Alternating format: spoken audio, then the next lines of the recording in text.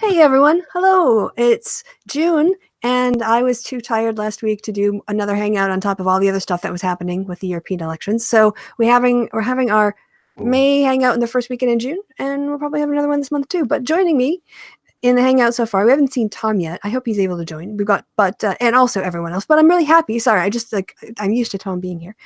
We've got Jared, Joe, and Matthew.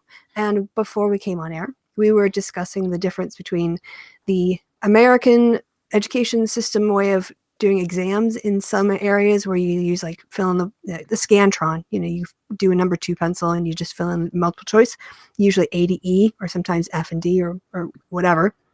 And comparing that to the European system, which is more you sit down and you write out by hand answers for like an hour or something along those lines. And Matthew was just about to tell us about your experience of a similar essay format in exams. Is that right? Yes, not. I mean, you're talking about the university system, and I'm talking about my high school career, where during AP American History, I had a little study group, and every night before an exam, we would get together, we go over the material, and then we would write an essay. Um, and we would write out a full like 3-page essay that night. And it bit us in the ass one time when after a test, like the day after a test, the teacher called 2 of us up to the front and says, I know you 2 sit across the room from each other, but can you explain this? And he puts both of our essays on the table. At which point I reach into my backpack and pull out the copy of the essay we wrote the night before. Yeah, we were studying. Were studying. That actually happened in my master's degree year because, I heard it happen this year, but it might have been word of mouth from a previous year, but whatever. There were a lot of Greek students who came to the University of Essex. There's this like link between, I don't know, going back to the 60s, a lot of Greek people came and then they sent their kids and all this kind of stuff. Anyway, they study very differently in Greece. And we had a bunch of Greek students in our exam for research. Basically, it was like a stats course, research methods course. And a bunch of them had basically word for word answers to certain questions, and he pulled all of them in and said, hey, you guys all gave the same answers to this question about, I don't know, crosstabs or whatever. Can you explain how you were sharing information? Like the first student started with the first sentence, and then he left off, and like the next student picked up where he left off, and she continued, and basically they had just block memorized an answer together, and they all knew the words of it, and that's why they all answered an almost identical text.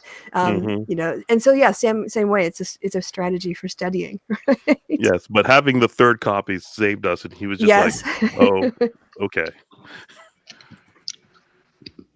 Yeah, the SAT exam is a different challenge in terms of learning, because when you do, at least, you know, when I went to Oshkosh and we had our exams, it was like a Scantron thing.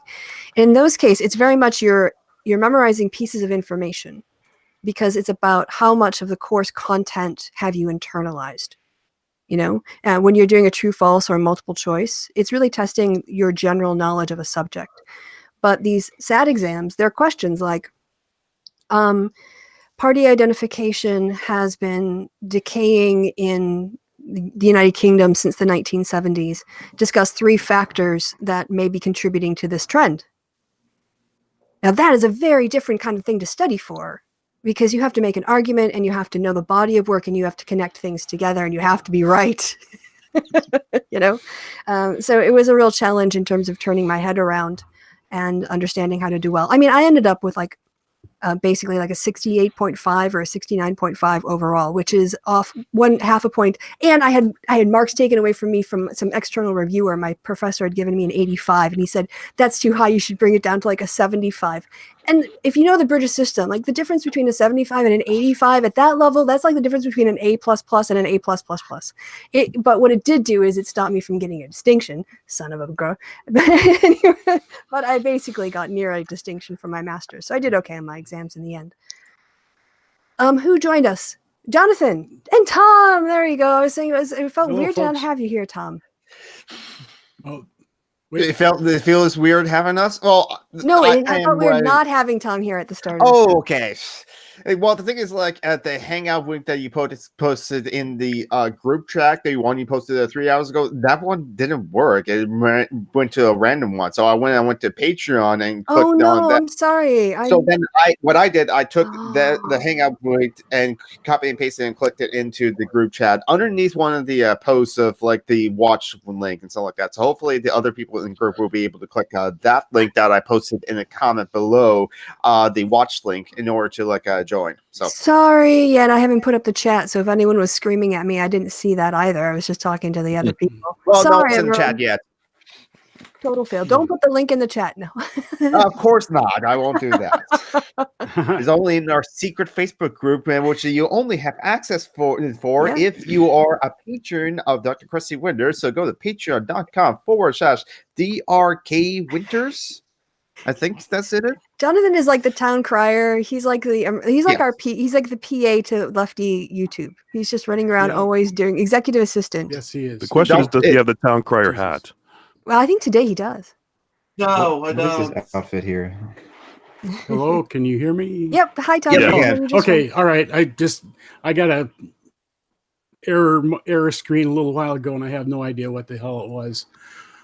So I All thought good. I wasn't sure you could hear me. Yep, we're all good. So All I right. think that's any hat that a town crier wears is the town crier's hat, in my opinion. By definition. Guess By so, definition, yeah.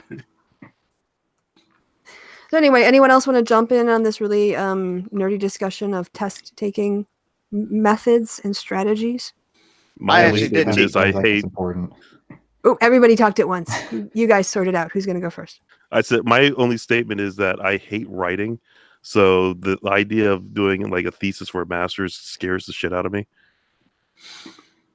I agree. What do you call it? Particularly just by hand, because I both have terrible penmanship and my spelling is atrocious. So, Well, we're not allowed to take points off. I mean, if it would be like if someone had written a first, but they spelled a bunch of words wrong, I would probably maybe give them, but if at that point, if they're spelling that many words wrong, I'd suspect a learning disability, and I would probably not mark on that, to be honest. Because I would be evaluating the content in that case. It's not like a paper where you have a spell check. This is another thing too on these SAT exams. There's a lower expectation for that kind of error because you're writing spontaneously and you don't have spell check and you can't look things up online, or you're cheating. So those things tend to get overlooked, and it's more about the construction of the arguments and understanding the concepts that were introduced in the course and if they can connect them in a meaningful way. I've been on both sides of it. That's how I know. I had to mark these crappy. Oh my God, people have terrible handwriting. Oh my gosh, I've had to do 60 exam scripts, and about a third of them were legible. And of course, in hour 1, their penmanship is much better. Hour 2, it goes down. By hour 3, you're like, is that Britain? What is that word? but it also has the additive on there that because I know that it's bad in that, I get self-conscious, so it takes longer to do things, and I end up, using easier words, and the arguments don't come through as well. Yeah. I just don't like writing freehand in general for those reasons. I'm dyslexic, so it's like it doesn't affect my reading. Is only my own case I got from my dad, but it's just like, but when I have to spell things and I don't visually have that word in my head, I would have to oh crap, what is it? So like Jim Gaffigan would say in his comedy routine, he would just change the meaning of the sentence to use a word that he knows how to spell. I'll see you to next week. But what I do right now, if I'm just at my computer, I'm just what is the word? What is the word? Oh God, it's okay. Google, it's search by voice. It's synonymous. Okay, that's how to spell the word. Okay, there we go. So it's just it takes me a little bit longer to do written stuff when I do want to spell things correctly. But now I do have Grammar Ray, and that usually does catch a lot of things, including in the grammar stuff as well. So that makes it a lot easier, and it's free too. There's a premium edition, so you can make your writing better. But I just use free edition. It just catches the basic mistakes. But writing by hand, I also have terrible penmanship, so it's just I'll just do the best I can and scratch that, and then the scratch that, then yeah. I've seen advertisements for Grammarly everywhere. It seems like it might be helpful, but I feel like I have to pay for something. No. You do not. No. There is I've a got- premium edition that you do pay for, but like no, there's a free edition that anyone can use. You can even get the Grammarly app, so you can like download it onto your phone, have like a Grammarly keyboard that you use, and so yeah, and once you like also have it as a Chrome extension or like that kind of thing attached to like Chrome, then you can like use Grammarly for like Google Docs or anything else, and so it works for my Facebook, works for my Twitter, so yeah, it's actually really good. I'm glad that it's around. Yeah, I've been using it actually- for several years, and it's never pushed me to buy anything, Mhm. and it works as well as I need it to. Is it like more than just a spell check? It tells you like how to form sentences and stuff like that, or It's Yeah. grammar as well. Yeah, A certain amount of grammar. It's not high level, but it will, if you have the wrong form of a word or the word order is hinky, it would probably tell you. You know who You needs know. Grammarly? I PragerU.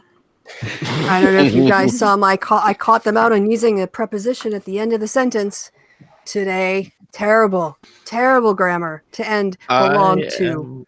Ugh. I am actually paused at Okay. Yeah. an hour and 26 minutes into it because I was watching it when I got the message. Oh, that's funny. Yeah, no, yeah, that's one of the things I call them out on is I just drag them on their poor use of grammar by having a preposition at the end of the sentence. It might sound more awkward to construct it with the preposition earlier, to whom these people, to which groups they belong, but that's how it's meant. That's English. Like that's proper grammatical English from the people who keep going on about English only. wait? Yeah, when people use grammar wrong, that is something up with which I will not put.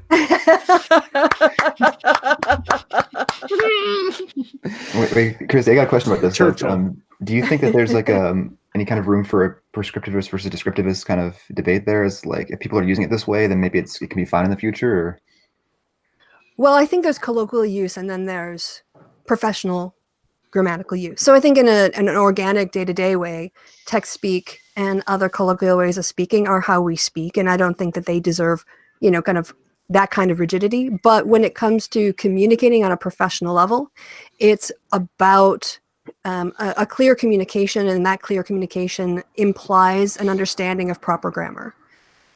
So and at that point, if you're not using grammar correctly to, let's say, do an academically, a peer-reviewed paper in an academic journal, people will get distracted by your lack of grammar. So I think there it's more it's like a dress code at a wedding, like there's a reason why you might want a dress code. And I kind of feel like that's probably the only place that in newspapers, I think newspapers and other publications should model good grammar structure so that people know, even if they're playing around with it, they should know how it should, sounds in a professional setting. are you telling me that PragerU is not professional? A little bit. Not based on their use of prepositions. They're a university. No, they are so I say have- they are professional. They're professional propagandists. yes, there you go. That's too bad because I have several postdocs from them, and I was looking Several? forward to my employment chances based on that. At Liberty So University, you're telling me or in Oral Roberts University, all kinds of places take PragerU Bob degrees. Jones University? Yes. I could go be racist. I could go not date a black woman. Yeah, still the 1960s on campus. Wait! You have to go but to university in order to be qualified for that? No, with PragerU, we're joking that they would actually accept those degrees as qualifications. No. I'm saying you have to go to university to not date a black woman. What? Bob Jones University had a behavior code that said you can't date between the races. Yeah, on the books. On the books. On the books, yes, it was. It was like a social construct enforced on campus, dirty looks kind of thing. Like No, a- it was written down in the code, in their student code. I see. Institutional Okay. racism never existed. What's that? I was sarcastically saying institutional racism never existed. A system can't be racist. A wall can't be racist. Yeah. If they made genuine arguments, we could maybe have interesting discussions.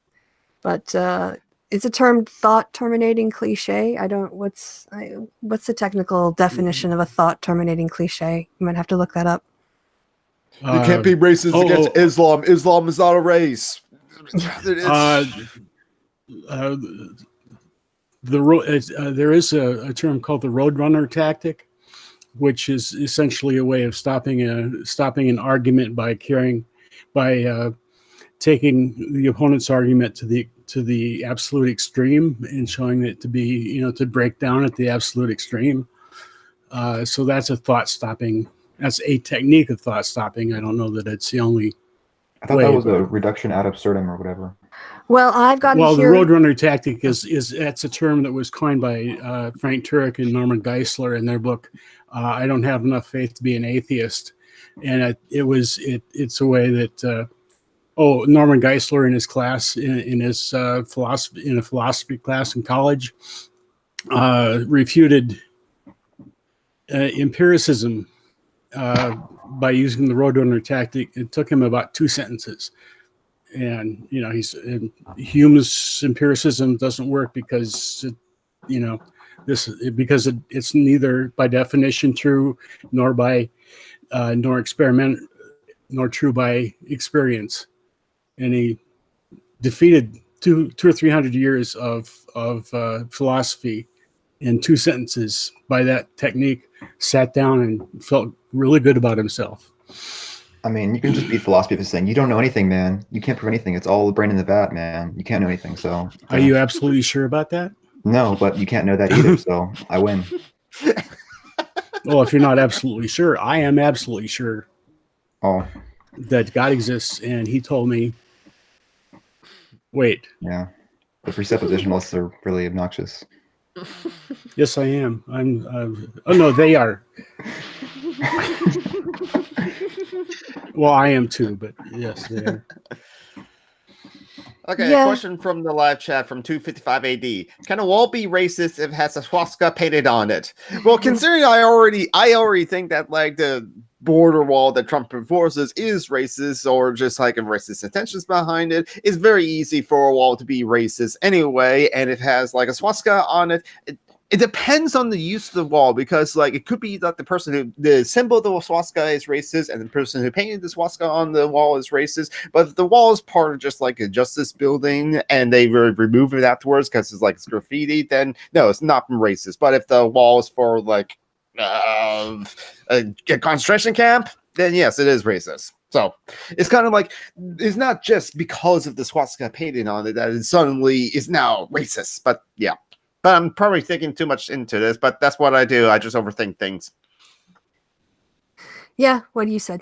Basically, as Sargons fans like to go about saying, it's a context. It's all about where's the context? And that's the most anti-context people of all, though. Like, yes. Yeah.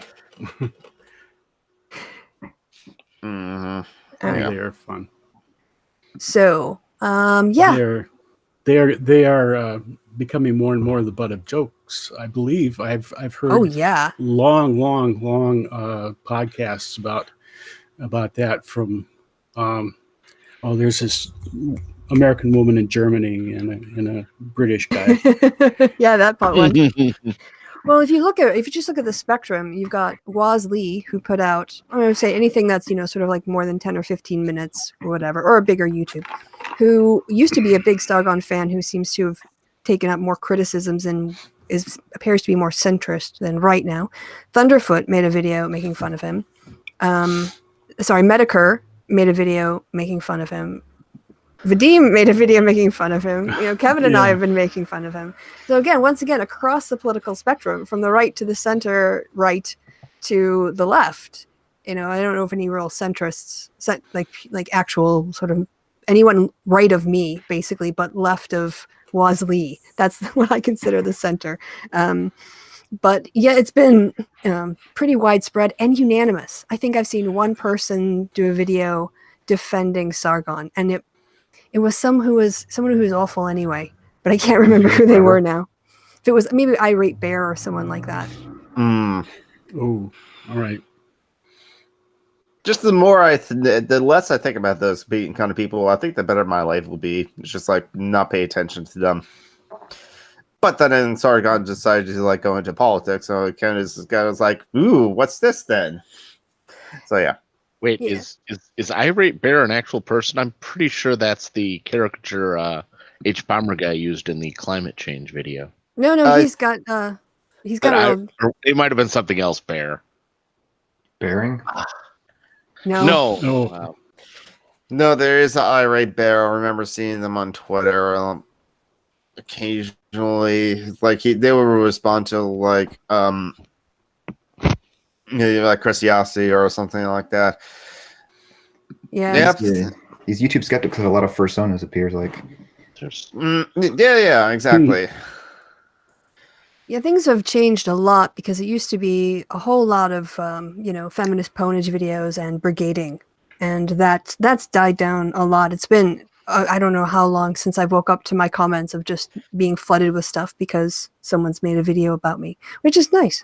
So, oh, you've got the tweet there, Jonathan? Yeah, that's the Twitter account of Irate Bear. Hi, I'm a bear. I make social commentary videos on YouTube from England. Yeah, and they have a YouTube channel. So yeah, so there is an actual Irate Bear. So the H-bomb video I haven't had a chance to watch H-Bomber yet. guy characters. But did he, or maybe he just used the real guy? I don't know. Was it definitely a character? Did he have a British accent? No. Well, maybe a little bit. I don't know. It's one of the more recent ones. So let me Yeah, I see. think it's only come out in the last 48 hours or something. Yeah, he has a YouTube channel. It's filled with things back months ago. Yeah, he's a sort of an edgelord wannabe. Never got as big as his heroes, though. How SJWs destroy British colony. Yeah. Piers Morgan debates SJW leftists on milkshake throwing. Yep, that guy. Yes, that sounds like him because, like I said, I think he did a video standing for Carl, and he was the only one who did one of those that I saw. Everyone else he was. there was one person that I saw. I don't know if you can check it's not that important who this person was, but if you're there already, Jared, do you see any videos about Sargon? Oh yeah, I mean, Milkshake Mafia, Sargon, Tommy Robinson, Farage under attack. Yeah, I'm sure. Okay, then it was probably his channel. That was probably the one I saw. Sargon versus SJW Jess Phillips. Mm-hmm. Yep. So that was probably him. But did people have a chance to watch Vadim's video? I did actually, yeah. Should I we did go like around it the a lot. room? Can we get reviews from all of you who've watched it so far? Starting with Jonathan. Jonathan, you can pass it off then and decide who's next. I do like Vandim's video, and I was like thinking, and I was looking into the premiere, the live chat replay, and people were kind of like, "Oh, are you going to mention this? Are you going to mention this?" And I was kind of like waiting for him to mention certain things about like maybe go back to MythCon or something like that. But it turns out that like that's part one. It's like, oh, okay. Then I'm eagerly excited to like see the next part because I like how Vadim just kind of like goes and starts out with like, okay, I'm going to talk about Sargon and just like pamper like that in the video. And it's just like, I really don't want to, but we'll have to talk about it. And I do, I love the memes as well. I just like, I don't go to like. The hard nipple meme was amazing. and the clown on the tricycle too. That was amazing. Yes. Yeah. So it's like, and I don't have like any major problem with the jokes that he told either. So it's just like overall, I like it. I mean, some people kind of like mention how it's like they rather the jokes not be like a target to like a person's appearance or a person's like body, as it were. But like I didn't see anything like that. I maybe saw a bit of that, but it wasn't like such a bad joke in a way that like it distracted from the experience, I should say. So yeah. Okay. Overall, I liked it. And I'll pass it off to whoever is the next that happened to see the Vadim video. Tom or Joe? I haven't caught it yet. And the character is reasonablest bear. That's right. H-bombs. Peace bumps? What? That's H-bomber guys. Yes. Yeah, he think in creates that- and kills that character in that one video. But on climate change. for is some that, reason, yeah, Oh, yeah. that's all right. Climate I was change, thinking- a reasonable response. I was Or thinking it was climate flat Earth denial, one. a reasonable response. I think no, climate denial. That's it. A measured response. Yeah, Measured. that's the series. Yeah. He's So Jared, good. had you had a chance to see it yet or not? Oh, the Vadim video? Yeah, I saw that one. But of course, I never pay attention, and I'm just a mindless hive mind, social justice warrior. I believe everything that they say, so it was an amazing video. But Very I good. actually didn't really pay attention to too much, but I just know that he covered most of the main claims about it. So, it was good, I guess. Sorry, I don't have anything else. One of us. One of us. One of us. Well, of course, with Vadim being on the happy hour, we had this group chat going, and over the course of the group chat, even though the episode kind of came and went, he's into getting feedback from people and stuff. And this time, I think he's got a group of people, and Kevin and I kind of got roped into it for this video. Also, there were a lot of clips that he wanted that I had, so we were in sort of constant back and forthing, and he was showing us the segments as he went along and was putting it together, which was pretty cool. So I got to see his choices of thumbnails before he chose the one sat on the toilet crapping on UKIP, which is a great thumbnail. Definitely the right choice. It was much funnier than the other one he had. But if you guys haven't seen it yet, definitely go see it. Vadim did a lot of work. He had a phone call with me that ended up going like 2 hours because he gets off topic sometimes and he just sort of wander off in these side conversations. Yes, he But does. he wanted to know information on like the background of UKIP and the sort of the history of the party, and also I was telling him about people's perceptions of the party and the leadership and stuff from my focus group data. So even though he didn't use that in the video itself, he wanted to understand the context of what he was talking about and make sure that he understood that correctly. So he does like really thorough work on top of all of that really great editing and being funny. Yeah. Okay. I did like his impression of the guy who in charge of UKIP who said they're going to bring to us dank memes and like edginess, and just like that in itself is the comedy. Oh, right there, just do that. He then did his own impression about him, and that's actually a joke I remember. Just like thinking, Lovely McDrink or something. Yeah. Vadim ended the bit about a joke about the character changing his adult diaper, and I was like, I don't know if it's okay to laugh at that, but it's that's only one of those jokes that I was it's but that's maybe for me as far leftist as to the left of most everyone else. But anyway.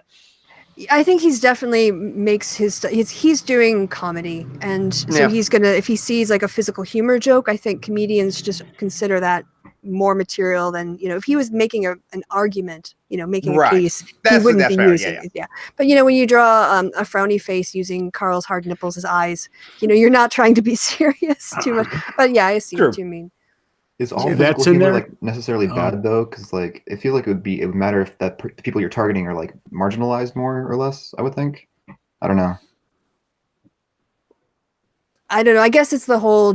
I think it was he's an old guy, and that was the joke. So I guess I'm not. I didn't sort of intend to take up a defensive position for Vadim because I can't speak for him because I don't understand his comedy or his reasoning. So I don't want to suddenly be put on the spot as a person who has to justify his joke. So I'm just wondering what you guys thought of that kind of thing about just physical comedy being bad, because I know it's usually used for fat shaming people or for saying oh they're ugly, kind of stuff, which obviously is pretty not good. Well, when you say physical comedy, I actually thought of the Three Stooges, which you just wouldn't see anymore. Slapstick. Like practical and something like that. That's the thing. If it's if the comedian is making fun of themselves, that's one thing. But if they're making fun of someone else for their appearances, that's where it's just and that's where I think it's just then to be fair to Vadim is also it was that character that he was making, which was based off of the real person that he was making fun of, but there was he was doing comedy in that point. He wasn't making an actual argument. That was not the basis of his arguments and critiquing the UKIP leader or of Carl's campaign. He was in fact making a joke, and yes, I will agree that in this case it's just a joke means that it's just a joke. There's nothing deeper to that. I'm just overthinking it. So Vadim is very funny. I did enjoy the video, and I thought his arguments was also good. So Yeah. And like I said, I can tell you that he's put a lot of work into it from my own personal discussions and talking with him. Wording is hard again today. So, I spent the morning doing another clip from the happy hour, the 4-hour one. And then before I came on air, I was doing a second segment where I stripped the audio because it's where Kevin's audio goes really poorly. It sounds really bad. And put it into a different app and played around and then tried to export it and had to export it like 7 different places before I figured out the extension I was using wasn't recognized by my editing app. So I had to do it again and then upload it to Google Drive and then download it from Google Drive into my app. And then it worked. And so my brain is a little tired. So if I talk funny, that's why. But always nice to have an excuse. I always have to just blame myself. And man, I thought it was just eat. You go ahead, Joe. It's this sort of talk that makes me hesitant to try to do a thing, even as, like a small time, once in a blue moon sort of hobby thing. It's like, that sounds painful. Well, then you just get over it. You just plow through it. Or you just go, all right, everybody out, and you kick them all out and you go have a nap. But I would say letting fear stop you from doing something, from trying something, which you might really enjoy. The worst that's going to happen is that you're going to fail and maybe 8 people will see you, so I'd say don't let it stop you. If there's someone you want to have a chat with, invite them on and have a chat. Mm-hmm. Yeah. Then again, for me, sometimes it's like I would get a problem of like, okay, I'm gonna use OBS, and Joe dropped for some reason. He probably had connection problems. Anyway, hey, like I'll have OBS and I'll use that to record myself playing a video game. But for some reason, there's something that I changed in the settings, and so that I would. When I try to go to export the video, the thing would say this video is only 8 seconds long, but yet when I play it, it's over an hour long. But the video is so choppy, so slow down, so crappy. So that's why it's just and I know I have to sit down, watch tutorial videos on OBS and figure out what is the incorrect setting I'm using for OBS and figure that out. I just haven't done that yet because I'm that lazy. And there is such a great series, though. It's such a great series, especially for streaming. And it's a masterclass and it's 5 hours long. And all you have to do is watch it and do the settings he does, and you'll be set. Epox Vox or something like that. But if you just do tutorial for OBS, it's the one that's like the 5-hour video. You can't miss it if you search by length. That's what she said. Length is very important, I guess. Length and quality when you're talking about live streaming. Yes, because you can have a video or a YouTube video to be long, but yet it not being good quality. That is such a thing. So how do you guys do your podcast with Discord? How does that work?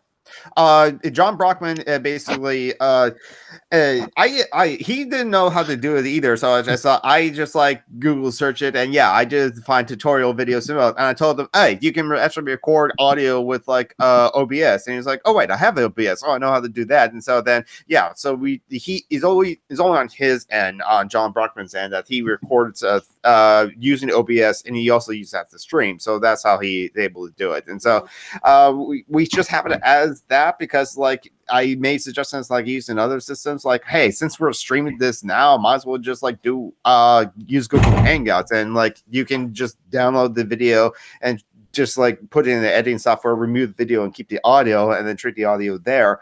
But John Brock was I'm so used to using OBS, we'll just use OBS and Discord, and it's okay, we'll just do that.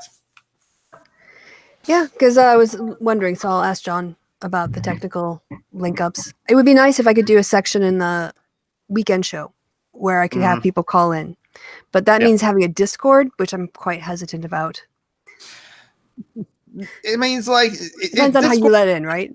It's Discord is just like Reddit, and so it's just it only depends on the certain Discord servers and a certain Reddit. Actually, for some content creators and they have Discord be a Patron thing, so it'll only allow in patrons as it were into the Discord, and plus you can like kick people out. Like there's like one Discord that I'm more active in now because I'm in like 20 different Discord servers, and most of them I just mute and just like don't pay attention to, honestly. But anyfeminist.com, they have a Discord server for $5 reward patrons, and that's how it's like you can just like curate it, and plus you don't have to like open up the invite to like just everyone. You can just like only give invites like to on for a day or so, because like there are some invites that do expire after like an hour, or expire after like 24 hours or something like that. So you can just like invite only some people, only certain people, just like a secret Facebook group, honestly. So yeah. Oh, and then I guess maybe I'm just gonna freewheel here, but since Discord is a Chrome desktop, you can run it off of your Chrome Windows. If I was in a Discord there, the sound would then come through my main speaker system and be part of my desktop audio. So I could show the screen with the call as one of the windows, and then run the call audio through the computer to be picked up by OBS. Is that? Yes, you could, but like generally speaking, like I just download the Discord app, the actual program itself. So that is like is a separate program you have. It's like I guess you could do things in like the Discord like a Chrome window in the browser, but I just have the Discord program, the app, and so I just do things there. Yeah. All right, yeah, and with the app, you have the added bonus of being able to set push to talk in that. And the whole invite system is really easy to use. I use Discord for game mastering a D&D game. Mm-hmm. But you don't stream it. No. But in theory, you could if you're just broadcasting your desktop screen. Yeah. Okay. Well, maybe I'll have to look at instituting that for future weekend winters. Then, when I have nothing prepared, I'll take calls. And David has joined us. I saw him in the live chat. Welcome, willkommen, bienvenue. We can't hear you. We had someone with sound issues a couple episodes ago as well. There you go. Well, we hear the microphone tap. So okay, and he's muting. Okay. Okay.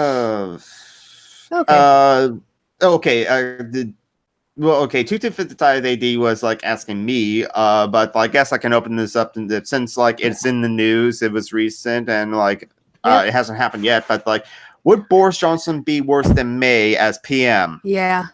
Yeah, it's just like yes. Again, why Boris Johnson?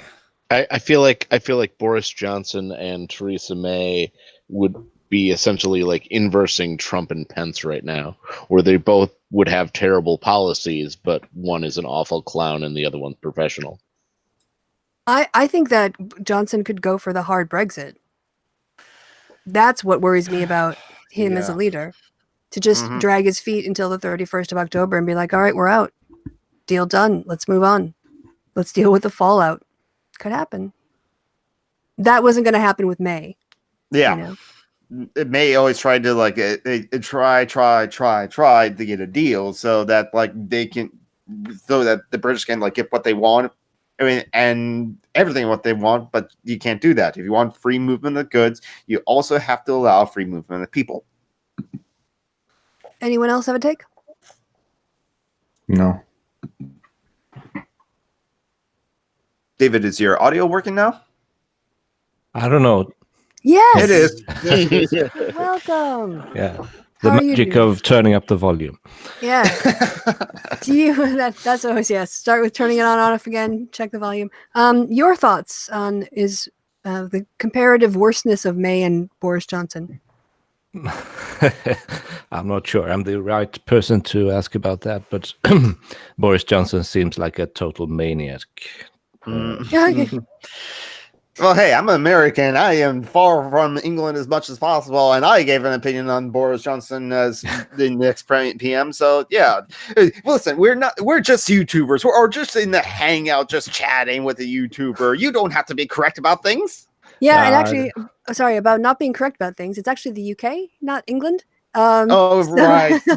Right. So think of like England is to Texas as the UK is to the US. Yeah. Yes, that's it. I have to remember that because like there's Wales and Northern Ireland and Scotland. Correct. And is Britain the island that has Channel Wales, Scotland, and England in it? correct. That's I see. yeah. So And then the Okay, Channel yeah, yeah. Islands. Yeah. That's Great Gibraltar. Britain. yeah, Great Britain. What's Yeah. what's normal Britain? It's the British Isles, and the large one is Great Britain. Okay. So their name at the UN, their like full title is the United Kingdom of Great Mhm. Britain and Mhm. Northern Ireland. Okay, yeah. Although Berwick-upon-Sea had to negotiate a separate end to the Second World War with because when they had the declaration of war and they were listing all of the territories, they include Berwick-upon-Sea or Tweed. Sorry, Berwick-upon-Tweed, I think it is. And then when they did the peace treaty, they left it out. So they realized it like decades later, and there was a ceremony, and they when they had peace with Yeah. Russia. And It's former one of Soviet those Union. sort of, I don't know, it's leftovers from the medieval period, I guess. Yeah, when you'd have the royal holdings and territories, and every had its town or whatever sort of special treaty or status. Yeah, we had something similar about, I think, 30 years ago. It's 30 years ago. It was in the 90s, and it's 30 years ago, when Sweden negotiated the end of the 30 Years' War with some of the microstates of the European continent, because they sort of forgot that back in the day. So on paper, we had been at war with them for 300 years. Oops. Sorry about that. You're going to have to go back and rename the whole damn war now. Yeah, this is the first I've heard of a 300-year war. Wow. Well, The war that's so cold you forgot you're having it. Oh yeah, we're still at war. Oh, I'm sorry about that. We just forgot. We were focused on other things. Why were we fighting again? Okay. Let's just sit together. Let's discuss this like reasonable, like world leaders, and like figure out the solution. Okay. It's actually better. It's better than I remembered. I looked up the Berwick-upon-Tweed thing. And actually, thanks to a bureaucratic mistake, they write here in the Daily Beast, it appeared that all 1,200 residents of Berwick-upon-Tweed were excluded from the 1856 peace treaty between Russia and England that Queen Victoria announced after the Crimean War. The omission was made possible by a 1502 treaty between England and Scotland that succeeded in ending hundreds of years of land arguments over the tiny border town, but the agreement also greatly confused its classification by defining Berwick as of, but not within, the Kingdom of England. So, throughout the 16th and 17th centuries, Berwick, along with Wales, was considered a quasi-sovereign area under the jurisdiction of the British Kingdom. Royal decrees were forced to specifically include Berwick by name, otherwise the town would be exempt. And that's basically how it happened, that they left out Berwick-upon-Tweed and that they were still engaged in the Crimean War against Russia. All 1,200 of them. I think those things are so funny to me. And like you said, it's sort of left over from the medieval period. yeah. What is it? And talking about leftovers, you have a big leftover in the city of London, which is sort of an autonomous part of, well, the city of London. Yes, because there's a city of Westminster and the city of Camden, and then there's a city of London. Yeah, I don't know. I guess it's because Britain hasn't lost any wars along the way. Not since 1066 have they yeah, been so- sort of invaded and reorganized. Yeah. So they haven't had a chance to have the kind of at least on paper revolution of sort of wiping out all the old stuff and Right. at least putting some of the more sort of archaic stuff in the books, sort of just leave them behind. Wait, what did you guys mean by that Britain has not lost any wars? Like, you mean like actually not lost any wars? Or They haven't been invaded by another country where a country would come in and sort of do another doomsday book and put in a new system of administration and replace all of these old treaties and statuses with a more modern state. They're like, just not on their carrying soul, it on. basically. Yeah, it's like they have this appendix, but it goes all the way back to the 9th century. They have not lost a defensive war of conquest in their homeland.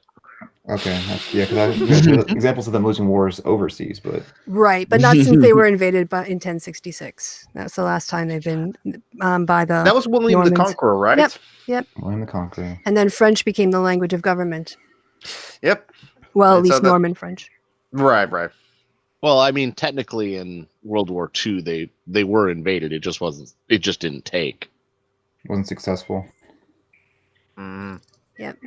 Well, Fun with history. Yeah, well, nerds unite. they lost a couple islands for a while, didn't they? In the Channel Mhm. Islands. Yeah, but not the So- mainland territory. I think that's where the government is held. You know, like they never had a No, government. I understand it. It's just I can imagine living on one of the Channel Islands and feeling a little bit slighted by Right. this conversation. What do you mean, Jesus? But the Channel Islands used to be quite autonomous as well. Still are to some degree, I think, tax-wise and so forth. Yeah, I think there's like an independence movement in Cornwall and stuff. There's like still these pockets of independence and resistance, you know, not just Scotland and Wales. They seem to have this problem all over the place. Northern Ireland. Yeah, it's a nation that's bound together by like basically British domination or English domination, really. Yeah. And people are kind of still pulling at the bit. What is it about people? They don't like when you invade their countries. I don't understand this. Right. It's so weird. Like, just Mhm. let us come in, man. Seriously. Yeah. The cognitive societies in the Japanese the Suez crisis is probably the closest we come to a loss in 100 years. The parallels with Brexit are interesting. Sorry, can you spell that? The Suez crisis? Suez. Right. Suez. Okay. Yeah. In the 1950s. Yes. So, well. And anyone wanna Jersey build was on that? taken over by Nazis as well, according to COG. Ah, right. Yeah, Channel Island, Jersey. That's what Okay, Tom was yeah. referring to. Yeah. Yeah. Oh, okay. I didn't know it was called Jersey. I It's not figured there New was Jersey. No. exactly. I figured there was a There Jersey had to be since an old there had Jersey. to be a Jersey in order for there for be a New Jersey. It's not I know there's Jersey. A jersey is a kind of Clothing. clothing. Cow. Mhm. It's also a cow. Moo. Yeah. Ah, okay. There's also Guernsey, which is a kind of cow, and also an island, Channel Island, I think. Huh. There's And a Jersey kind of- and Guernsey, and And a kind of shirt. Guernsey. Yes. Is, Yeah, it Okay. is. Well, that's kind of an odd coincidence.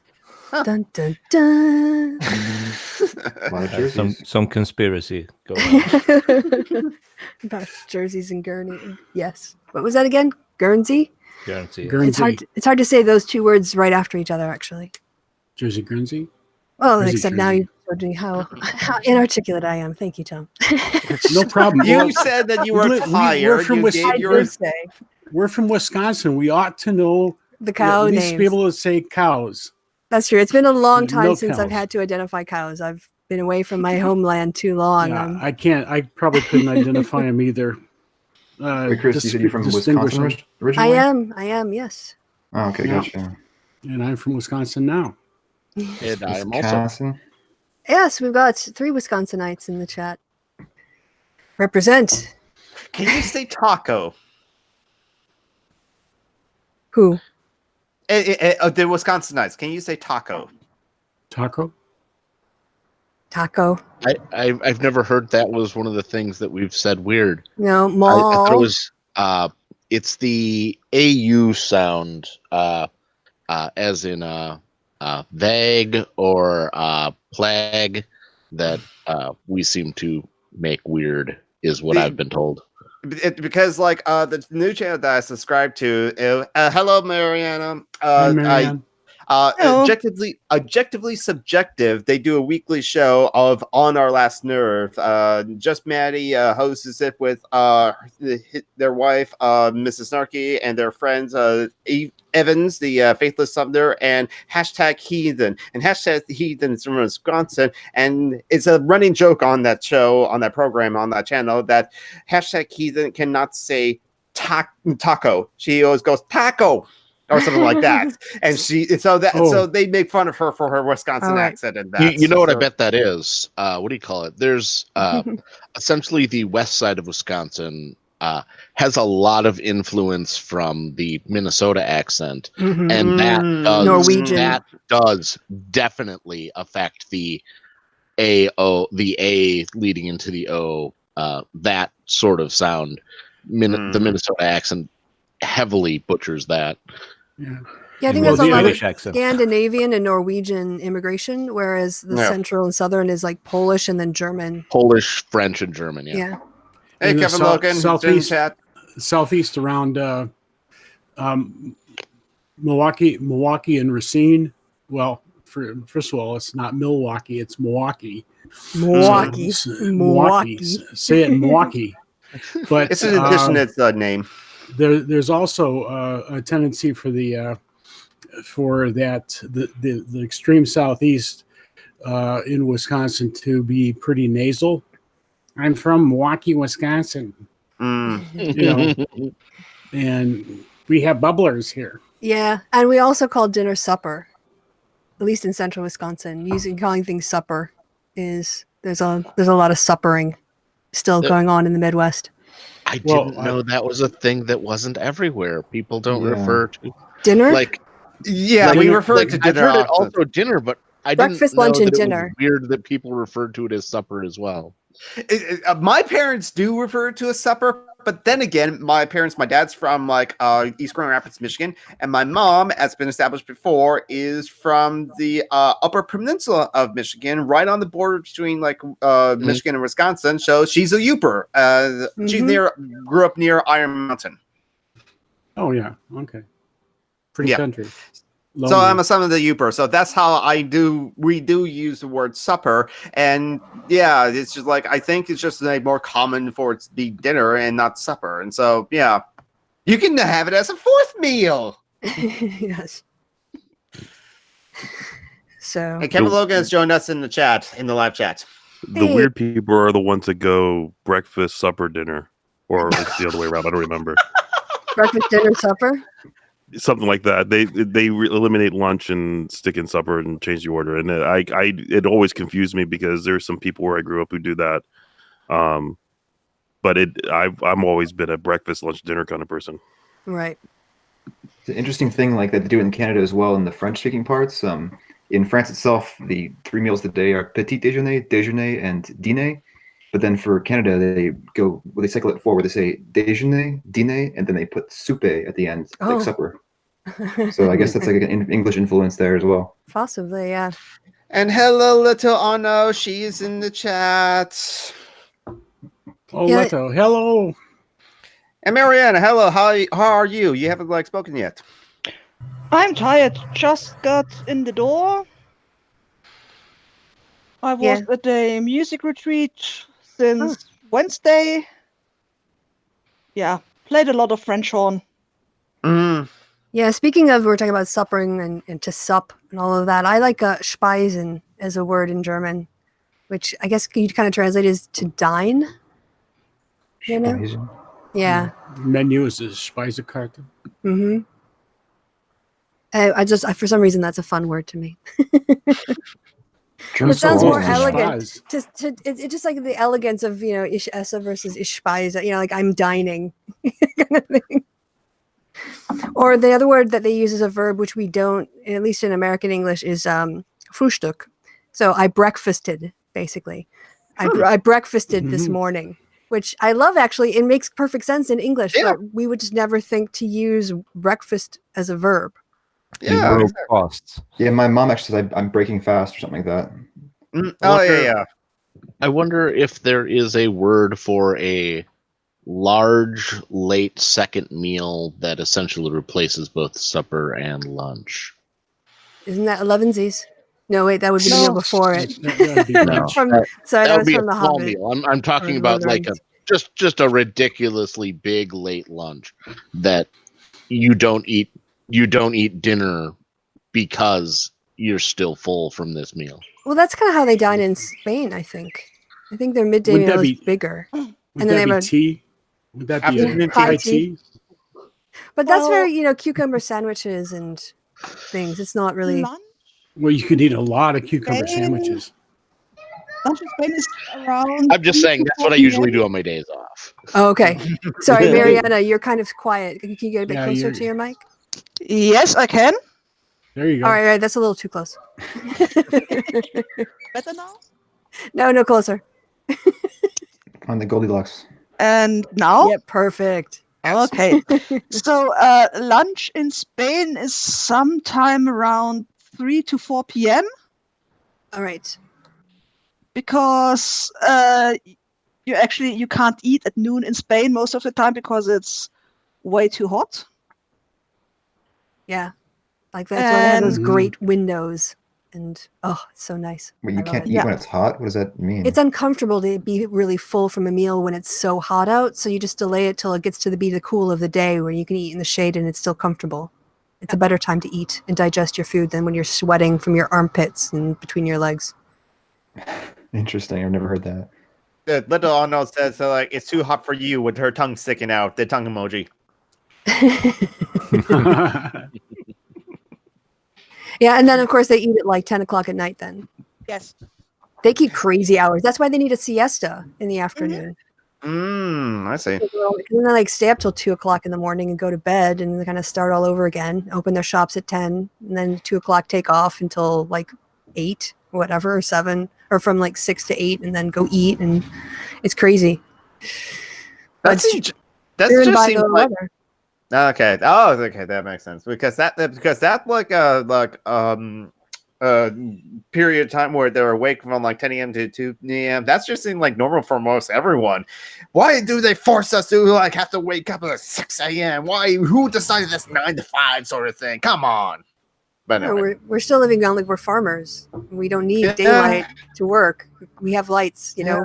So, but to be honest, a lot of shops in Europe tend to open at 10 a.m. and Yeah. close at 6, which is really Okay. frustrating if you have a 9 to 5 job, I have to say. And then of course they're Yeah. open on the weekends, but then everybody is there on the weekends. But there are more Yeah. 24-hour shops. But your average clothing thing, shops, they don't Mhm. have American working hours. Wait, close at 6. That's even earlier than I get in France here. It's usually like 7 about here. Well, Yeah. in Germany, it depends on the state. In Bavaria and Baden-Württemberg, I think, are the strictest with closing at 8 p.m. no matter what, unless you are at an airport or a train station. And Sundays are completely off limits except for bakeries and food services and what are the things called where you buy petrol for your car? Gas I'm station. English. Gas station. Yeah, gas stations. That one. Or a Tankstellen. petrol station. What is it in German? Tankstelle. Tankstelle. Tank. So- Okay. Oh. Tankstelle. Okay. Mhm. Because Stella means like stand, and tank like when you would fill up your, Tank. Bensinstation. and that's in Yeah, Swedish. Swedish, Mhm. right? Yes. Yes, you do have a Dutch friend, Chrissy, but like he's not here. Culture Shock's Sorry. not here. Yes. I was No. like trying to figure out what foreign ease, as Kevin would call it, that was from just the clip of it I heard. I did poorly. That's okay. You didn't remember where like David was from. That's how I would have remembered that. Like, that's how I would have guessed that. Like, David just spoke Swedish because he's from Sweden. Not that, like, oh, I know what that language is. It's like, no, I know David's from Sweden. Oh, by the way, David, what was your take on the European elections that happened last week? Well, both good and bad. The bad thing was that, at least from the Swedish point of view, the Sweden Democrats had a good turnout. Jeez, too bad. Could have And been worse, but And the Swedish Democrats, for our American listeners, those are kind of like the right-wing party, the far-right party, correct? well, they're an old Nazi party. Basically. Okay. Oh, yeah. They've More than far right. washed away some of their biggest no-nos. It's depressing, but Yeah.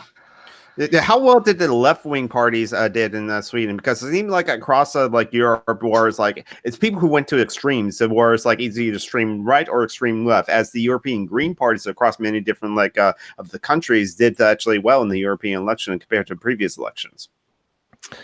well, I think most of the parties in the Swedish election would be classified as left wing if you compare them to the UK, for example. Oh, okay. But if you're talking about the left, the people who actually call themselves left, then they did well, not terribly bad, but not terribly good either. I see. The center and Greens did okay, I think you could say, but the right wing sort of balanced out what gains might have been. But there was only one really right party. Was it kind of like with the Brexit thing where, okay, there was UKIP, but really it was people were rallying around one party, whereas the left was sort of split amongst the rest of them. So you have to add up the totals and then they're kind of balanced with about a third missing or something or like that. Well, in Sweden, it's hard to. It's because it's not analogous at all, really. The British political spectrum seems very different in many ways from the Swedish one. Not only in the usual election system, but what the parties, what they have, what kind of agendas they have. I mean, I couldn't obviously I didn't pay that much attention to the UK European election debates, but I couldn't really see what any of the parties really wanted to do. No, they didn't know what they wanted to do either, to be fair. Yeah. So Yeah, it's only like the Brexit party knew. I guess my point is, in a larger point, which I haven't made explicit, is that in any population, you're going to get 12 to maybe 26, 29% of people who are going to be far right. And was the result in the EU elections noticeably bigger than that? Or was that sort of, was it a couple points higher or in that range when you look at the total vote in terms of them versus everyone else? I can't remember. I would have to fair enough. look It was a while ago. Exact percentage, but I think they got about 14%. Okay, 14. The Sweden Democrats, and then some of the more right-leaning parties have started to adopt some of their policies. So if you look at it from that point of view, so then you're probably at the 25% mark for. Right. Of the people who voted, which for Sweden was very low. It was just 55%. Oh, yeah. Well, that's in the American context, that's Not bad. that's not bad at all. yeah, that's right. Well, it was better than the last one. Then it was just 51. The last European election. But the national election we had last year, we had 85%, I think. Wow. I would love to see like a 70% turnout in an American presidential election. You might want to change the voter registration rules and so on. Yeah, well, they're trying to make it harder and make it criminal to even help people now. So. Yeah, and as letting on know, all is saying in the chat is that like the left the left always like craps in like EU elections, and she thinks that like most anti-capitalist people don't want to engage in it. After all, the EU is ultra neoliberal. But she did later on did mention in France, Le Pen lost 2 points compared to like last election. Le Pen lost votes. Overall comparative. Yeah, good. But wasn't the participation higher this time? So that means that there are probably more people who voted for her anyway. Higher than a domestic general election. I'd be kind of surprised. No, not the national one, but the last EU election. Yeah. I don't know. I think it was higher. I might be wrong, but That I couldn't tell you. I don't know the turnout rates in France, but I think it's also a little bit. I hesitate to compare like a general election result to an EU result because at least, and I know the UK best. They do first past the post with their domestic elections, with their Westminster elections, but so you're voting for a candidate. I mean, yeah, you're voting for a party, but you actually could choose between individuals. Whereas in an EU election, you vote for a party, and then the party, based on how many votes it gets, assigns people the seats based on the list. So you don't get to vote. Nobody voted for Carl Benjamin. They voted for UKIP of the party in which he was standing. So I think it's a little, as a political scientist, I would not compare those elections because they are different for a lot of different reasons that would make them in terms of like when we do the scientific method, we want to compare like with like, and you can't do that with those two types of elections. You can compare each other, like European elections across time, and you can look at patterns maybe, but you can't say they're equivalent, or we can know things about how people are going to vote next time based on how they voted in an EU election. You have to ask them about their domestic party intentions. That was way nerdy. Sorry. Just for the record, I was right. They did get less votes, but a higher percentage in 2014. La France Insoumise, or not La France, no, the Front National, which is Le Pen's party. Okay. And it's now the Rassemblement National. So yeah. Thanks for doing the on-air fact check. It was Wikipedia. I'm not sure if that's a reliable source. I am fine with Wikipedia as a frontline source, yes, because Gotcha. if they have a mistake, they will update it and note it. They usually also have their have a Source. link to the source, and you can go back and check the source. Yes, they do. I think they're. I found the sources to be reasonably good. So. Yeah, and for the record, there was an analysis a couple of years old now, but they compared the accuracy and sort of recency of information on Wikipedia to some like medical places, and found that Wikipedia was more up to date and had more recent findings than some of these like professional journals that don't stay on top of it because of they've got other things to do besides look at the internet, right? So I have a lot of time for Wikipedia. I wouldn't like just take something from out of Wikipedia and not check the source.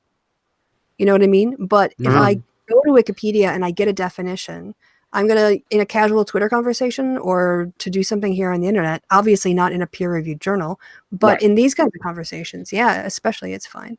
And I think for students who do essays, just start at Wikipedia and then go to the original sources and then cite those sources. It's not hard. Yeah. I think I read somewhere that a comparison between Wikipedia and Encyclopedia Britannica, they were pretty equivalent, and Wikipedia, of course, is more up to date because Britannica, at least the hard copy, they only do it annually, have annual updates. It's a paywall. Last time I tried Britannica. That's true, but then Wikipedia, of course, being free, I pay for it because I give them money because they deserve it. Growing up with one friend whose family had the Encyclopedia Britannica, and he and I sometimes would just sit down with the books and just read, and point out things to each other. Hey, did you know? And that was incredible. And I only had access to it when I was at his place or when I was at school or at the public library. And now, every once in a while, I found myself, when I'm on Wikipedia, I just sit back and go, holy shit, this is amazing. This is so fucking amazing. Can people just, can every once in a while, especially younger people, just sit back and be amazed at the amount of information that you have ready to hand with the click of a mouse and a couple of taps of the key. And not only that, what do you call it? The links to terms and the way of tangential learning from Wikipedia is just an incredible resource. Yeah, you can start with one article. Yeah, and the hyperlinks will take you to characters or events or other things that relate to it, and then you can disappear down their hyperlinks and learn all about stuff. Well, not just the hyperlinks, but the right now when you hover over a hyperlink, it will pop up a little thing right in the right on the Oh, page. I was going to So say that. I mean, yeah. so you don't even have to leave the page to get a quick idea of what's going on, and then you can, if you want more, you can go. It's just, Yeah, I actually it's think that- amazing. I just sit back and go, holy fuck! If I had this when I was if I had this when I was younger, instead of having to go to the for instance, card catalog or the reference room in the library, even at the University of Wisconsin-Madison with this huge bloody library and other libraries on campus. You'd be on point. I'd be well, yeah. He was, But he you was making don't have to actually tell people that in the middle of my rhapsody. After visiting the Pornhub site, then you would go on Wikipedia. No, actually, I'd reverse that because I want to have the keyboard functional.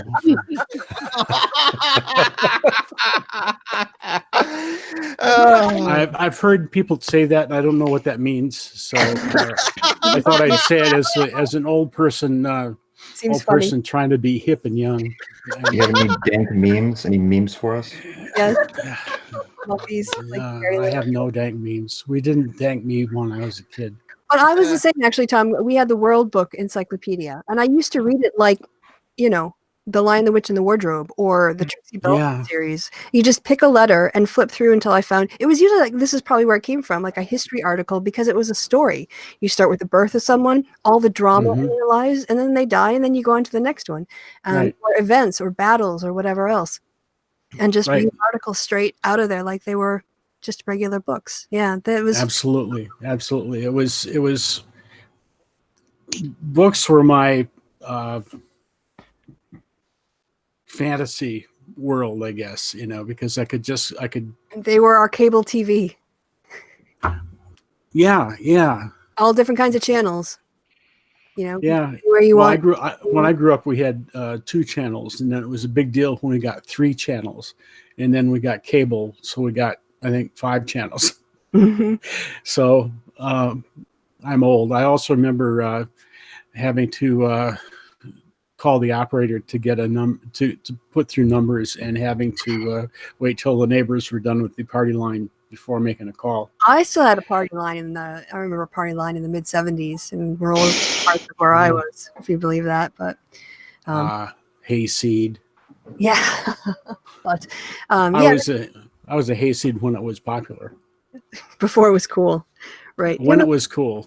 But my mom didn't have a lot of money, so in the summertime, especially because we were at home from school, she would take us to the public library and we could check out the maximum number of books, and that was definitely like part of the summer ritual, was just getting out book after book after book, and you'd only have it for a week, so you had to read them, kind of thing. Yeah, I was also a voracious reader as a kid. Yeah, that was, well, man. In my library was in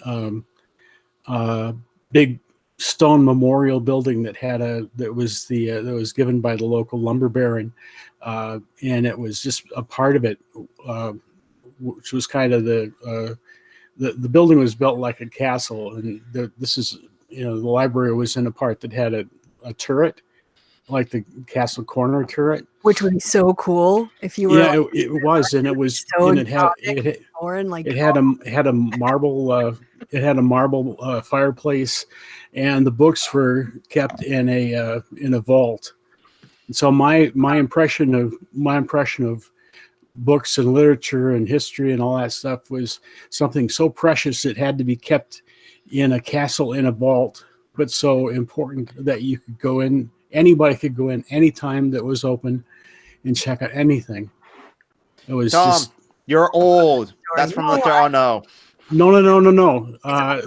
I have memories that are good and are meaningful and deep, and that kids today, you don't have an idea. When I was young, I think that psychology with books would work with kids today too, because they have all the same cultural frames of reference in terms of what the value of the thing in the chest is. And if you give them a love of learning and reading, then the passion that they experience, the joy they experience from that experience translates to the preciousness of the books and the whole setting of the castle and the chest. I love that story. I think that's how libraries should, actually have like once a year that kind of setup, and where people can bring their kids in just to get them that excited about reading. Yeah. Oh, it was amazing. I'm sure I can make Tom happy with the fact that normally when I have my webcam working, you can see behind me that I do actually have an Encyclopedia Britannica back there, among other huge amounts of books that I have, because I love the physical books, especially nice old book sets that are actually useful to me. So yeah, I still do that. Now I know it's sad that Britannica doesn't print their encyclopedia anymore. But if they ever did another printing, I would definitely get a hold of one. Oh, they don't do the physical with the annual updates? Nope. They still do the annual updates, but the physical one they haven't made since 2008, 2010. So okay, I didn't know that. So it's just online now, huh? It's all online. Yep. And actually, like I remember hearing about this from a TED Talk from Dan Pink, when he did his TED Talk of the puzzle of innovation. Microsoft was planning to have like their own online version of like a reference of Encyclopedia Britannica, but not that particular one, where they do the kind of capitalist thing, like they pay all the right people, to pay all the right researchers, get the top people in order to like do all those things, and it's going to be best because they get the best people to do the job. But what they didn't expect it that there was like another form of encyclopedia that came up around the same time, that it had a very different model, a communist model as it were, because just do it for the love of it and only contribute what you is in with your ability to do. If you can do a lot, sure. If you can do a little, sure. It's like fan edited. Just do that. And that one took off, as was Wikipedia, and that's why we also never heard of the Microsoft Encyclopedia, because it just utterly failed toward that competition of Wikipedia. And Wikipedia kind of proves that like libertarian socialism does work, because people can contribute from their ability to match the need. And people that need a lot of information can get that from Wikipedia, but it does have to ask every year to like donations to pay for the service of the servers, because that's the part of capitalism that's like I want to get rid of, because like it'd be nice if we don't have like this idea of the cost of living, as it were, because that kind of does hold everyone else back, because we have to like pay for rent and pay for food and pay for all those things, so we need a job to pay for those things. But yeah, all you've proven is that Wikipedia does indeed have a leftist, liberal, atheist, communist bias. Conservapedia was right. I love it for that. Conservapedia was right. Yes, facts have a liberal bias. Facts don't care about your feelings. Yeah, I have a friend who says reality has a liberal bias. I wonder how true that is. And by the way, hello to Mrs. Snarky, and hello to Objectively Subjective in the chat. Hello, and thanks for joining. I said your name correctly this time. All right, guys, I hate to leave, but I have actually theater stuff to do, as usual. Have a great time. So I will catch all of you hopefully next month. Hopefully I'll have a chance. Well, maybe to we have to do the June one in June. So maybe again this month. Later this month. Yes. Later this month. All right. Take care. Hey, good chat. Yeah. Bye, Have a great one. Bye-bye. Bye. So someone was going to say something? I can comment on the library thing, which this is a very local, because it's from my local area where the Sweden Democrats currently has the position of ruling, which is interesting. Yeah. And they are trying to, this is like so detailed, but the gist of it is that they want to change the public library plan for the local area, so that certain passages of it is altered or taken out, and the clear message that they send, even though they're trying to be sneaky about it, is that they don't want they want as much of the literature in the library to be in Swedish, which is like Right. the most stupid thing you can do. Yeah. From a just a public point of view, the perspectives you can get from knowing other languages and so on is, yeah. I remember I'm not as old as Tom, but I still remember the time back when Wikipedia didn't exist. So, and I also have the experience of the just school libraries that we have here in Sweden, and the local public library. They were like, it was just a window to another world, because the internet didn't exist. You couldn't be on Hangouts with people from Wisconsin, for example. Yes. So where you got your information about the world in, if you're living in a small town in Sweden, is from the library, basically, and from what you can glimpse on the news on TV. But when I was growing up, we had 2 channels as well. So, as I said, I'm not as old as Tom, but similar circumstances. Yeah. I think people need to realize, what, with all the complaints about social media and the unification of news and all that kind of stuff, and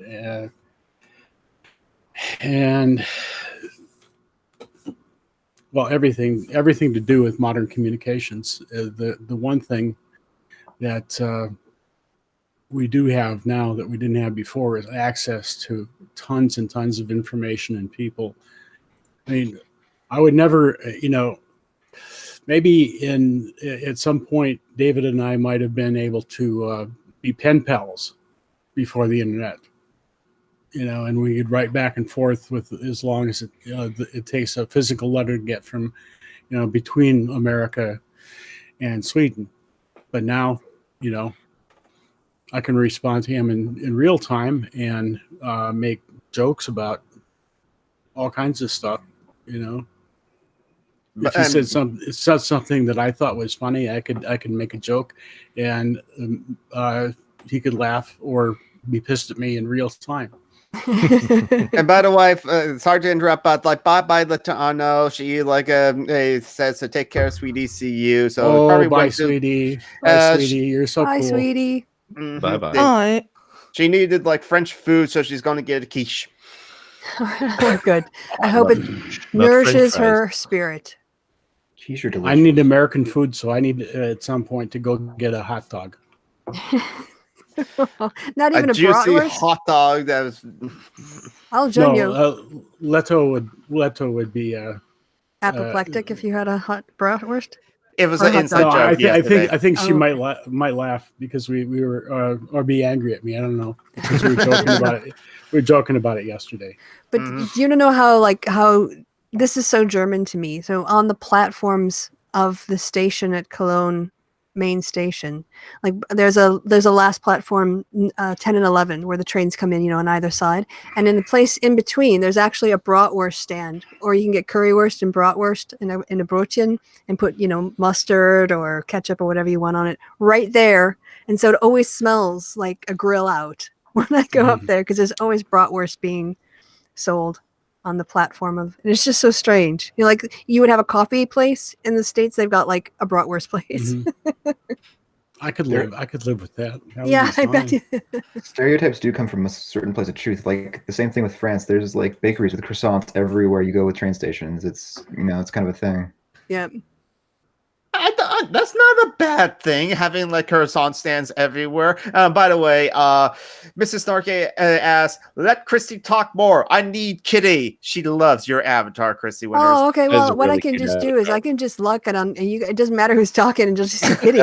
So screw all you guys. Kitty gets 100%. And that's why I picked it too, because it was so adorable. I found we had it on the Hangout. Yes, last right, 2 yeah. nights ago. And I needed a new pick because I had a milkshake and I didn't want to go back to my old Cologne one because it was from Carnival. So I just went with Lion Kitty. Yes, Lion Kitty. I see your kitty too. Oh, sorry. There's also more kitty. Oh, Oh, Kitty's okay. gone now. No, She's no, still there. Oh, yeah. She's still there. She just didn't want to get picked up. I thought she Okay. might. She As- just wanted to come for passive petting. Right. As Lecha Otto would say, everybody shut up, there's a kitty on the screen. All right. So what were we talking about before we got distracted by cute kitties? Bratwurst. Oh, that was Bratwurst. it. Croissant. Croissants. Yeah, Yeah. yeah. And We cultural stereotypes being true. Somewhat true. yeah. Yeah. I can Somewhat buy. I true, can yeah. buy. I can buy croissants at Walmart. Oh no, you can't. Yes, you can. No, they but- call them croissant, but that's not a. If you have to heat it up in your microwave, it's not a croissant. You have to That's a good buy it when point. it's still warm. The best thing they have is it's like the same bread as croissants, but they're called pain au chocolat, which is just chocolate bread. So it's just like croissant bread, but with chocolate in the middle. Pain au Yep. chocolat is That would be- great. Yes, that's actually I prefer that to croissant. Yeah, I never buy croissants. I always pain au chocolat. Cognitive Society says that like British cultural stereotypes are very true. Yeah, they are. Having lived there, I can verify a lot of them are true. Mhm. Oh, we're all enjoying the passive relaxation of you and your cat. It's very nice. Mhm. Oh, Oh, Yeah. she's very lovey right now. Mhm. all right, guys, entertain me. 'Cause we have been going for an so- hour and 20 minutes, so we could also wrap this up at any point. Oh, okay. Wait a minute. I have a mini topic because like this happened to Okay. me last week.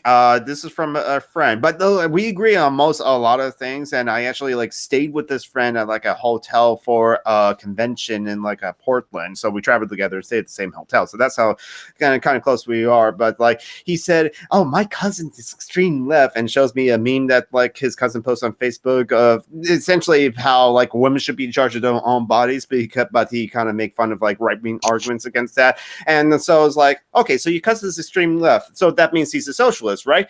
Not quite. So wait a minute, how could he be extreme left and not be a socialist?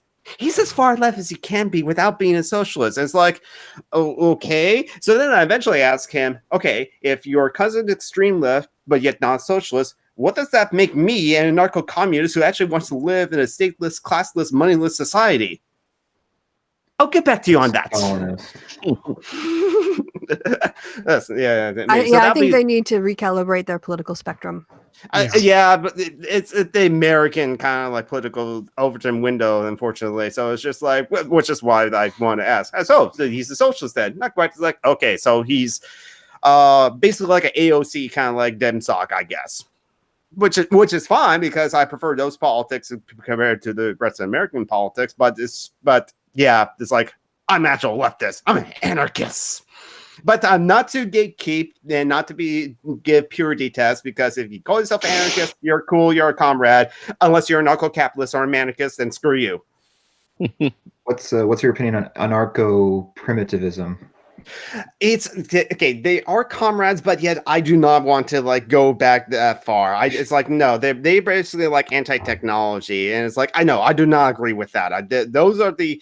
So there are some anarchists that I don't fully agree with, and the anarcho-primitivists are definitely ones I do not agree with, because I think actually technology will help us greater in the like a anarchist society of like direct democracy and just like free associations and just having like workers' councils will be like managing the administration stuff for governance, as it were, and be able to like have people govern themselves without government. So anarcho-primitivist, it would be like anarcho-Amish. Kind of, yeah. Basically, in a way, the Ted Kaczynski was Luddites. That's the best categorization ever. a narco Amish. That should be a thing. But Luddites was actually the thing about actually Luddites, and like some anarchists actually did not know that until they're educated about the Luddites, is that like those people were actually going to lose their livelihood, not be able to like get a wage in order to pay for the cost of living, with the loons coming in and replacing those jobs. So that's why the Luddites specifically destroyed the looms as in protest of that sort of thing. It's kind of like the automation taking over the job. So it was like the Luddites, that colloquially is used to like identify someone who is anti-technology, yes, but like the Pacific Luddites themselves were kind of like more of like socialists had so they're against the capitalist control of the means of productions and how they were making them themselves, the workers, their labor being obsolete by having a machine taking over it. But anarcho-primitives will be very much like technically people who want to just like go back to like hunter-gatherers kind of days, and I do not agree with that. I do not agree with that at all. Technology is amazing. There's a lot of disabled people. Our lives are so much better with the technology we have, and I just wish that the wealth of those technology will be spread out to like everyone and not be hold back and behind a paywall so that like the capitalist rich class can like get more money as well. And there was Cog asked what is a manarchist. So no one actually calls themselves a manarchist because they're basically like brocialists. They're kind of like, it's only like dismantling the state and that capitalism that they care about. They don't care about like social issues. They're not concerned about patriarchy. They're not concerned about like white supremacy. Not concerned about ableism, all those kind of things, or the cis heteronormativity or cis hetero supremacy. So basically, manarchist is the anarchist version of brocialists, as it were. So that's that question. I actually find myself agreeing at least slightly with the anarcho-primitives as far as factory farming, and that at least until technology can solve for vat-grown meat to replace the way that we handle farming of animals currently. Yeah. To essentially reduce the amount of meat we eat, and take power away from those industries until our meat can be subsidized through, or can be created through non-cruelty methods. Yeah. And there's definitely some like eco-socialist. I'll eat steak from a petri dish if it tastes like steak. Like Agreed, I'm happy. yeah. Well, it's taste and texture. Yes, correct. But if you can replicate that through technology, and then we can like stop hurting, like not hurting as in pain, but also hurting as in HERD, all of these livestock, then yeah, why not? Steve Shives doesn't eat meat, and he had was it McDonald's or Burger King now has a meatless burger. I have to And look into that. he said he tried that and it was really good. Not really good, and he specified not really good for vegetarian option. It was really good, just period. In terms that's of what you need. a regular burger. There is a company that calls Impossible Meat that like has perfected like basically a ground beef kind of form of like a lab grown meat, and I think it's also a vegan option. It's a vegan kind of meat, and that's important for me because if it's just vegetarian, they might use eggs to bind it all together, and so I'm allergic to eggs, so that's why it might be easier for me to be vegan because my allergy and my sensitivity to milk, I avoid those kind of products anyway. So for me, the only things I have to cut out my diet is just like beef and pork and the other meats because I don't eat poultry anyway. I react mildly to that as allergically. But I live with my brothers, and so it's like they always just get ground beef, and they see that ground beef is a central ingredient for like spaghetti or something like that. However, when I'm cooking, I sometimes go with the meatless vegan like curry or chili and eat the spaghetti, and it's like maybe they'll like make the joke like a reference to the first episode of Cowboy Bebop. Look, oh God, we have special bell peppers and beef. But yeah, I get that. I actually get that. I saw that one. I made an anime reference that everyone knows about. Well, Tom, I didn't get it. I happen to know about it because my son is really into Cowboy Bebop too. Okay. So good series. Hey, John, you want to know something really annoying? I used to be an anarcho-capitalist when I was in college. I mean, that's fine. It's like there's actually quite a few like YouTubers that like Maria, formerly The Witch, but like she changed her like YouTube name to something else. She went from like an ANCAP to an ANCOM in like 6 months. Visionary Oaks, who said some like really racist and terrible things on like Twitter. But Visionary Oaks was an alt-right kind of like dude, but then it's now like an anarchist. It's still said not great things that everyone else called him out on. re-education that takes a stance on like the Peter Coffin and Jay Speaks things that I don't agree with, but like he was a actual neo-Nazi but is now an anarchist and narco-communist, so there's actually quite a few people that were like alt-right or like and like Mabase also, he's a streamer and YouTuber he that was a Sargon follower but is now a leftist as well, a progressive. My friend Defended Degenerate was a Sargon fan until 2017, until she started to like actually research what Sargon was talking about and realized that Sargon was full of crap. And she also came out as trans later on, and she's also now a socialist. So yeah, so there's actually quite a few people that like used to be right wing or used to be even far right, but then they kind of like Cuck Philosophy also said that he used to be like an American libertarian, and then he went to England, and then he thought, oh, Bernie Sanders, this is an interesting person. I think I like this kind of guy. And then it's like, I wonder what the American libertarians are talking about. And they are all saying, oh my God, he's terrible. He's be the end of civilization if he runs for president. It's like, wow, really? He's much closer to our politics than like everyone else. If they think like Bernie Sanders is not like libertarianism, I wonder what else they have talked about. So that's how Cuck Philosophy then became a leftist after that, when he researched that sort of thing as well. I'm sorry for talking too much. You have a lot of opinions. I ran into. Do you guys remember Lego Darwin? I remember name is him. familiar. Yeah, at the sort of the end of the creationist Mhm. streak of videos and atheism videos, he started up a channel and had some good stuff. And actually, we did a thing on the uncovering in Islam together. We watched a video, and then he kind of disappeared from YouTube. But I was briefly in the whatever lefty Discord that Chrisiosity had asked me to join, and I ran into him there and managed to have contact with him before they booted me out without explanation.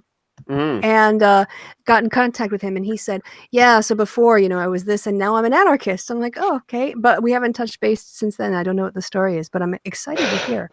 Mm. The weird thing is, I thought that anarcho-capitalism was like a centrist position because, like, oh, I'm economically conservative, but I'm socially liberal. That's what I thought. I have said this before a couple of times. I was actually in a hangout with an anarcho-capitalist. That guy is so arrogant. Ugh. I did say to him that like anarcho-capitalists are just big babies who don't want to pay taxes. So Jared, then say what that. happened? What happened? Tell us the story. Oh, what happened? I just learned stuff. Like, literally did not know anything about politics. That was it. You just had to read. Yes. I remember the first issue that I ever cared about was guns. And I saw a bunch of like Ron Paul videos, and I was like, this is awesome. Like, guns are cool. And then I was like, oh, the libertarians are like guns, so the libertarians are cool. So like, what are they doing? And then from there, I was like, oh, let's just do more libertarianism. Let's go to anarcho-capitalism. And then I remember I wanted to call myself a voluntarist at one point, which is like a super specific form of anarcho-capitalism. It's like every human interaction must be voluntary, basically. Yeah. So, but after I learned stuff, I was like, I don't actually have any reason to believe this. Yeah. I mean, there's also like mutualism, where it's just kind of like there's still money and there's still markets in like a mutualist societies, and so that's I think that could be an effective bridge between like our current capitalist system or to like a democratic socialist capitalist system and to like anarchism or socialism, as it were, with like mutualism being that bridge in there. But yeah. Yeah, I've actually heard like, because I kind of see a lot of like arguments in favor of like market forces as opposed to like regulations, and I kind of agree with some of those.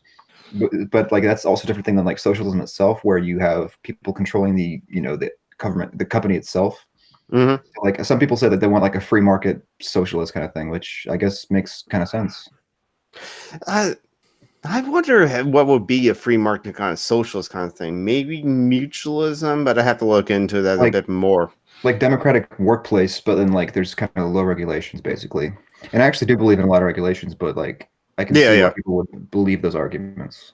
I mean, like in Sweden, Garen and I covered this on like our discussion, is that like, while Sweden is not socialist, it's not, because it's still a capitalist system. It just have a strong safety net and like high taxes, or at least did have high taxes. David can correct me on this, but Sweden doesn't have social democracy.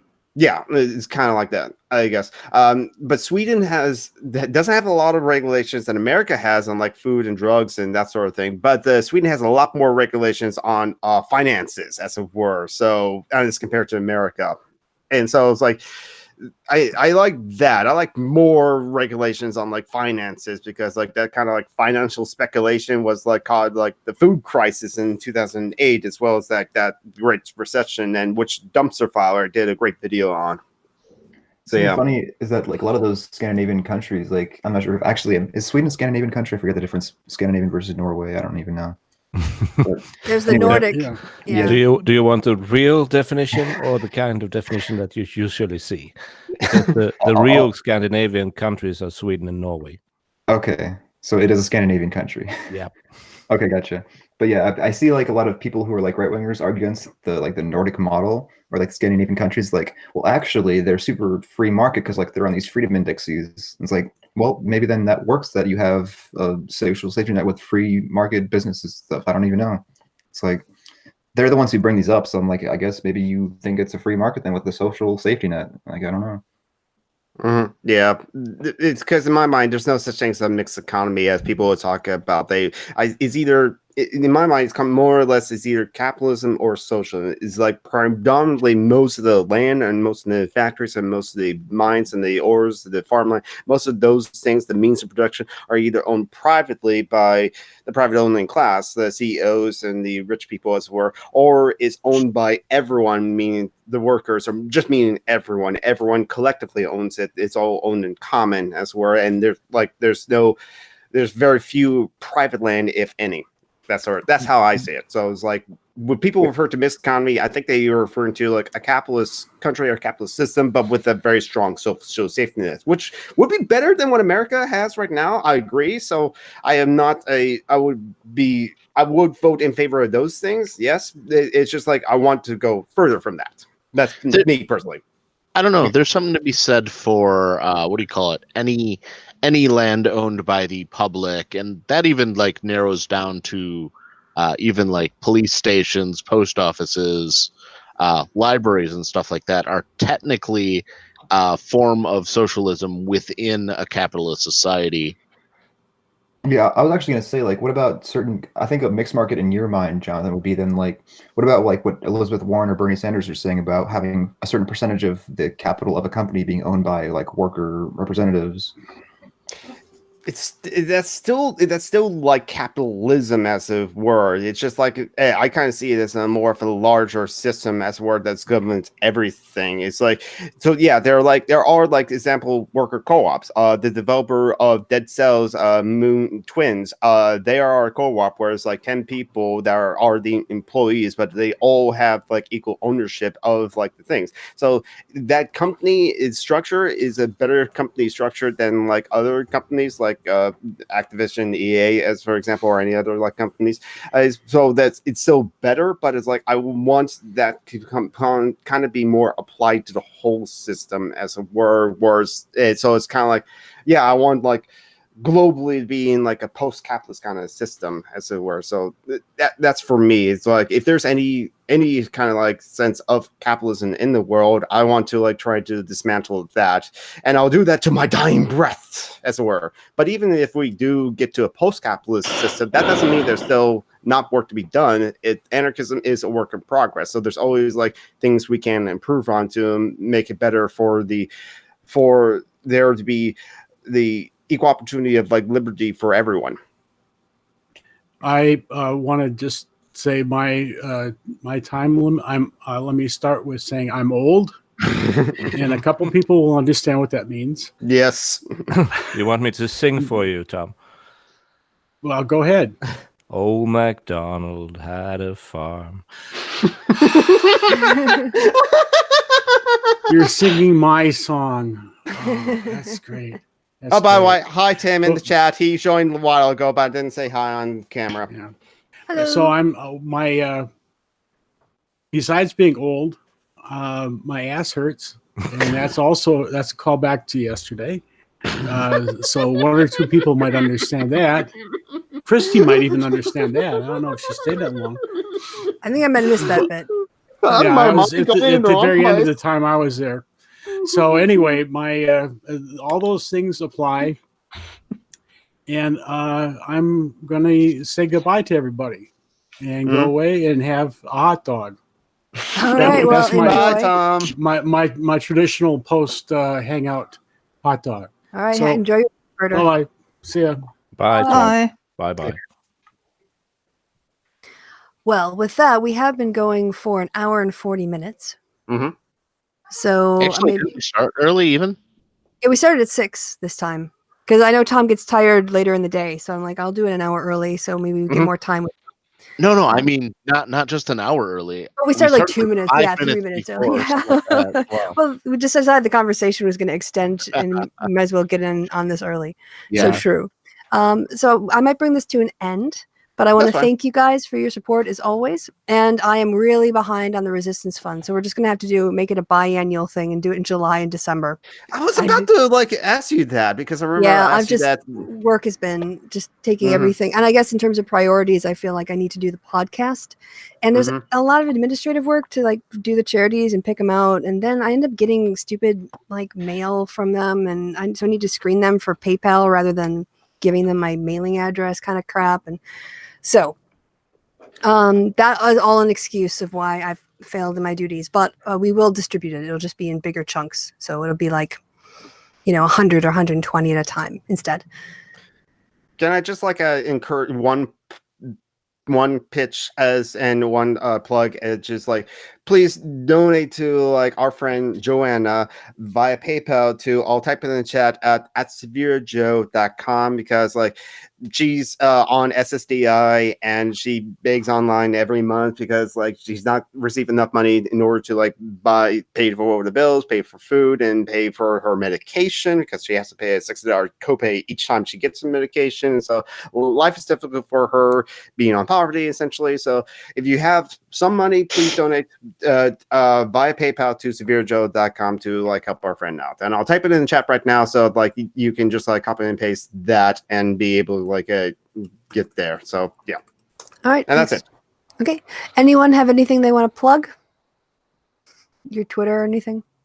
No? All right. I'm just used to that because I do so many shows. It's kind of a habit, and I realized how inappropriate it was after it came out of my mouth. But thank you guys so much. And yes, I said plug instead of like yeah, so that was me. You can blame it on me this time. all right. So yes, I will have a discussion with you guys about another hangout later this month in the Facebook group, which Jonathan mentioned. If you wanted to join, you can become a patron for as little as $1 a month. And then you can join these conversations, these riveting conversations we have with very cute avatars in this case. Mhm. So thanks you guys for watching in the chat. Thanks for people watching in the future. And thank you to my patrons. Goodbye from me and goodbye from everyone. Say goodbye, everyone. Goodbye. Bye, everyone. You all did the bit. Everyone. Okay, bye.